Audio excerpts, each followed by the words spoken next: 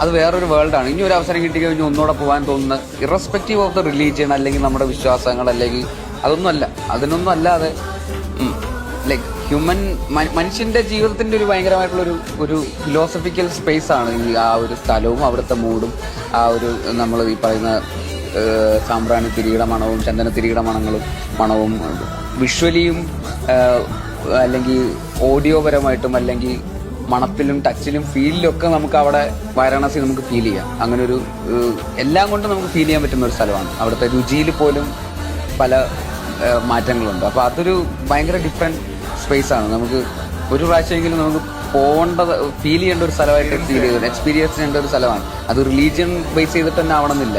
വെറുതെ നമുക്കൊരു ആ സ്ഥലം എക്സ്പീരിയൻസ് ചെയ്യാൻ വേണ്ടിയിട്ട് പോവാം.